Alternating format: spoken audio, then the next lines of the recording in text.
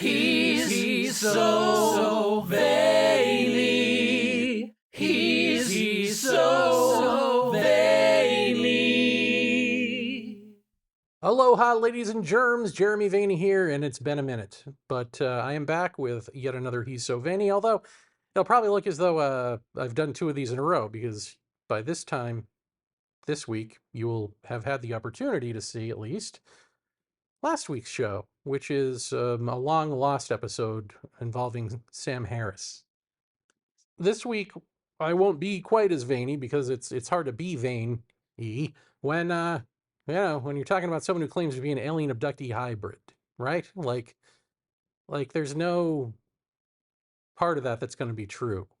It's either delusional or it's a complete fraud. Maybe there's a spectrum between delusion and fraud, and then this person falls somewhere there. But the point is, it's not going to be true, right? So, like, it's not vain to point anything out when the premise is false. And any, like, sane, coherent, credible human being would know that. Except for Linda Moulton Howe, funny enough. She doesn't know that. So she's got to interview this woman who's claiming now to be an Anunnaki hybrid with revelations about Earth's genetic origins. And I'm not going to bother you with this entire thing, but I did give it a little bit of a listen. And something struck me that it falls in the realm of, for every lie, there's like a kernel of truth, or the lie is built upon the kernel of truth, or whatever it is. However that saying goes. there's a lie here, but there's a tiny thing there that you might go, oh, that sounds like something Jeremy talks about. This must be true. She must be onto it, and she's not. And so I want to parse that out for you, and then you can take that and apply it to other types of people saying other things that you think sound exactly like what I'm saying, but are not. All right. Now, keep in mind, of course, that the only reason this woman is being interviewed by Linda Moulton Howe is that she is young and adorable. And so for that, she gets to be put on a pedestal when I don't know if she's just a liar or delusional. I tend to think she has mental issues and is delusional. But I'm not a psychologist. I'm not a psychiatrist. What would I know? I'm just a guy with opinions, man. Opinions. And in my opinion, when you're at all pretty, even heavily made up, maybe she's ugly without the makeup and the dye and all that, but she's passably pretty. And this is a thing that happens in ufology and the New Age, which is we will listen to people who are on the other spectrum. It's a spectrum that is parallel to like delusional into lying, and it's the spectrum of passably pretty into beautiful, physically attractive, like the physical attraction spectrum. She's on that, and because of that, no one's going to recommend that she get mental help. They're going to recommend that she speak into a microphone and tell us what she knows about the universe, because we're the most messed up species on the planet. All right, let's hear what she has to say about God and nothingness, and compare and contrast with what I've been telling you.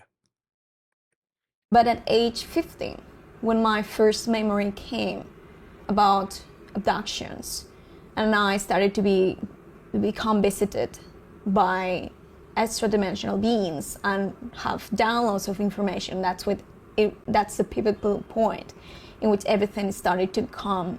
And what's important is, at age 15, compared to the young 5-year-old having dreams, what happened? Was it a physical interaction with you in your house? How did the first relationship where you knew that you were dealing with something that was from another planet, how did that start? It's really interesting, just a sidebar here about Linda Moulton Howe in this interview. I've seen her in other interviews, and she's not always this excited to be talking to someone, right? She seems really engaged and like really happy to be here. And that can only be because that I can think of. There might be another reason, but like either she legit is, which how can you be unless you've really taken your own crazy pills and believe that you are in front of an alien hybrid here, and this is like, oh my God, take me to your leader moment, or that it's a tactic to try to make this girl comfortable to spill the beans on whatever is in her head, which, if you don't believe that she's a hybrid, seems, again, kind of somewhere between nefarious and unethical, in my opinion, because this may be someone who needs help and doesn't need a lighting setup and a camera and a sympathetic interviewer so much as, like, at least minimum an hour a week with a professional to talk to about her childhood. Just, playing the odds here, Linda. It started with really strong downloads of information, of really complex metaphysics and physics. Give an example. For instance, is the structure of existence, the mechanics of consciousness. And like what would have been communicated to you as a 15-year-old? I wanted to be a physicist, so I wanted to make a sense of existence. So by answering that question and questioning the evolution of humanity, if we were really like a transition from a hominid, or rather like a hybrid and genetic experiment, that's when the heavy downloads came, and that's when I started to get questions to things that a 15-year-old will never know, not reading a book, not having read any book in her life. Wait, so she's asking questions and then she's getting questions? That if you're getting questions on your questions, not really answers? I'm confused, but it may just be because she's got that Eastern Bloc or maybe Russian accent going. That's another thing we love, right? We meaning Donald Trump. This is probably his next wife. Can you give an example so the audience could relate? What would be the question that you would ask? And then you would start getting a download in your mind's eye, seeing images, hearing sound. What would be an example of information coming to you? Linda Moulton Howe doing the hard work of explaining what a download is so that this woman doesn't need to, because one, she isn't going to, but B, one and B. But two, hey, why not have it defined for you just so that you both mean the same thing, right? Like, spoon feed it to her. And then it doesn't matter if what she meant by download is what you mean by download, because she probably didn't have anything in mind for it anyway. It's just a word that she's heard. Yeah, give an example so that people would understand what you mean at age 15, that you were getting a download from something related to physics of the universe. Well, I asked about God, about how is that we exist. And I got a paradox. I got an answer that is paradoxical, that says we exist because non-existence couldn't exist, because it will be the denying of existence. And only if existence exists, non-existence could exist. And that's why there is existence. So far, the kernel of truth there is that non-existence can't exist, and if it does exist, it doesn't exist, but it exists. Never mind. I guess it's the kernel of truth in the same way that don't let me slip, because if I slip, then I've slipped, then I'm slipping. Has a kernel of truth to it. Laid back with my mind on my money, and my money on, quite frankly, my mind, which may be what one or both of these women have on their minds. I don't know. And that's why there is existence. And then I asked about God, and they told me, I got the information coming from me telepathically that gave me the vision that God is an all that is force, and everything that exists are infinite frequency modulations of that same energy that we call God. So, all right, everything's God. I guess that's the kernel of truth. Like when you say the word God, what you mean is that there is nothingness, which is consciousness, which is formless awareness, and that formless awareness is being all things. So why not just say that? Why would they be like frequency and modules and infinite modules of frequency or whatever? I guess that's supposed to be the part that sounds like physics, but really it just sounds like overcomplicating the language, because fundamentally we're not physics. You know what I mean? So like if if a being who is what we would consider to be higher, but which is really just whole, understands all of this. Well, for instance, there have been humans, right, who have achieved so-called enlightenment. Jiddu Krishnamurti, the original Buddha. And they don't talk about frequencies and densities and physics, do they? Because that's all after the fact. When you're asking, like, what is God? You shouldn't necessarily end up in pseudo-scientific jargon to describe physics. It should be simpler than that, and it should be more related to the God part. But also, like, it's almost closer to a story, isn't it? Like a simple bedtime story would be probably easier for everyone to digest than frequencies and densities and stuff. Unless you've been reading a lot of New Age material from like the 90s to the aughts, in which case that's the language you're going to embrace, and then think that you're sounding smart saying it out loud, question mark. And it's fractalized. And the purpose behind God and the universe existing and fractalizing into infinite aspects of itself is because God, by being everything, it was nothing at the same time. So God wanted to be someone. Aha! Now this is where the lie comes in. So, because I'm picking apart the language and all that, and I can almost forgive that, because what you just said there, up to the point of, well, let's back it up here. I'm going to rewind it, and we're going to listen to that again. That's this part. It's because God, by being everything, it was nothing at the same time. God, by being everything, was nothing at the same time. I mean, I could say that there's a communication gap. English maybe isn't her first language, and it is hard to say big concept things. It's hard to articulate them. I get all of that. So I could, because the inverse is true. Like if you were to put it on a timeline, nothingness, everythingness, not everything and then nothingness. But maybe it's just, like I said, there, okay, we'll give her that. This is the part where it becomes no. So God wanted to be someone. God wanted to be someone. No. God, this universal consciousness, I don't, I sometimes say God, but it's a tough word because everyone thinks they know what that means. And it usually means a creator divorced from creation.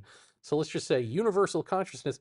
It just is. It is being. What is it being in its isness? It's being all things. Nothingness cannot be more nothingness. Therefore, nothingness is being thingness when it is being. So it's choiceless, which is why we talk about choiceless awareness. Humans, we talk about in humanity, like we've got will, we've got our own will. Well, and we think that that's great. But really, when the self, when the persona dies while the body remains alive, and truth becomes one, truth becomes you, and you are one as truth, you are now choicelessly aware. It's one movement. It's not broken up by an interval of thought trying to parse out and understand, because there's no confusion, right? Human will is a product of a confused mind. and choiceless awareness is not confused. Therefore, this God you were talking about is not confused, is not lacking anything, is not trying to be anything, because this is the all. Woman. And that's why it fractalized itself to become someone. And the only number that God could divide itself, by definition, technically, mathematically speaking, is infinite, which is an abstract number. Yeah. And then Linda Moulton Howe's natural response to this is going to be, what? Let's see if she says, what? And this whole concept that I've heard from many people in the abduction syndrome is fractals. I guess we're skipping over the fact that what she just said made no sense. To go back to the thing she's heard before from people in ufology, myself included, Jeff Ritzman and I. Jeff Ritzman talking to a shrouded being who talks about fractals, has a sit-down chat with, he claims he's from another particle within our universe, and that we don't understand what these subatomic particles are, that there are actually universes, and so on and so forth, and that they're all they are fractically, I just made up a word. They're all fractal, or fractally, fractally. I guess fractally is a word, just not practically I don't know what I'm saying anymore, but then neither do they. So no, I'm not going to move on. I'm going to stick with this. What am I saying? I'm saying, yes, we've talked about fractals, and Jeff had a sit-down chat with a being who talked about fractal universe. So yes, it's out there, but that is no excuse to skip over the gobbledygook part. And what Jeff and I talked about may end up being gobbledygook. He was never sure if it was like a thought experiment, a la Sam Harris from last week, or if it was reflecting actuality, reality, and if it was an explanation of things unseen and things we don't understand yet, but may in the future, or if it's just something that this enigmatic other told him for the audience, ostensibly, and Jeff and me to play with and see where we go with it, and maybe get somewhere real on our own. We don't know. All I know is what she said was crap. And Linda Moulton Howe, he doesn't care about that. She's made a career on not caring about whether or not the person talking to her is saying crap. So I don't know why I'm turning into Norm Macdonald delivery, but maybe he's here with me. He's dead. The dead and the aliens work together, right? Linda? The geometry of fractals. Frequency is the essence of the universe and the essence of infinity, with the mathematical fractals always repeating. Yes. Which, in a way, it sounds like what you're talking about. In a way, ain't good enough. Because you're talking to an Anunnaki hybrid. There should be some freaking specifics here. You know? Like, I know we just heard her say that, like, when she was abducted or whatever, you know, she got these downloads as a kid and as an abductee, but she's claiming to be a hybrid. So it's in the blood. She's got a bit stronger of a line there than just a normal abductee. She is that. So you're talking to an alien, Linda, and the alien claims to know more than we do about physics. So it shouldn't just be like, yeah, I've kind of heard something similar from other abductees. It should be like, oh, nailed it. This is what reality is. And you should be like, oh my God, wow, what a revelation. We're going to win the Nobel Prize together. Just wait till I bring you public. But that's not really what's going on here, is it? Now, to somebody who is listening, who might be another 15-year-old, Run. you are getting information about a God force that is infinite and recreating itself mathematically and in frequencies, so that its non-existence would not be what prevailed, which would mean there was nothing. Today, we're talking in 2022, you're 22 years old. Wait, this is from 2022? Huh. I wonder where she is now. Probably back on the ship. I would have gotten the hell out of here long ago. But again, no. this is all choiceless. There isn't like, I don't want to be nothing, therefore I'm going to be something, or else there's just nothing. It's all, you can see it on the timeline, but it really is all happening simultaneously. It's nowness. The nowness is nothingness. That void is awareness. That awareness is being. What is it being? It's being all things, and also the void. So it's choiceless. It just is. What is your perspective right now on the intelligence that has been putting these downloads into you for the last 22 years? I have to say that I will divide that collective into the ones that are not agenda-based, which are all about experience, for expansion, for spiritual expansion and experience, and the ones who have an agenda that unfortunately have been the ones that have been manipulating and controlling deeply the awakening of humanity and all these scenarios. And which type would this be and why? My personal experience ranges from the agenda-based, the very agenda-based, and the non-agenda-based. So I have a mix, a duality of both of them. But what would be the agenda of those that are denying their existence to humanity? You mean the people who deny they exist? Right. Yeah. What are those entities? What are they like? What do they look like? And why are... I'm sorry, I dozed off there. Are we done with this? I mean, I think we've had better conversations with Grok about aliens and reality at this point.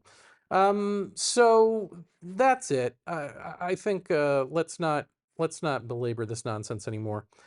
The only real point in going on with that a little bit is just to get a sense of that woman's body language. And what do you think? Tell me in the comments. I'm just curious. Do you think that she is just making it up? Or do you think she's delusional and believes it? I know you don't think that she's the real thing. If you do, I don't want to know about that. I don't want to hear that in the comments. I want to censor you. In fact, I don't really want to censor you. I just want you to be a better person because you're the reason that we're becoming a freaking oligarchy. It's that type of thinking. We're like, oh, anything can be real. Oh, there, fascism, welcome. You're the reason. It's you. You're doing this to us. So I don't want to hear from you. I've heard enough from you. I've heard enough of your bullshit. I want to hear from other people. The ones who think she's either delusional or lying or both. Let me know in the comments. The rest of you, stop destroying America / the world. Or if you're going to keep doing that, make it less painful for poor people. And maybe have some empathy. The aliens don't really tell you about that part, I think, in this conversation with Linda Moulton Howe. I haven't watched the whole thing, but I don't think they're going to get to that. He's so Vaeni.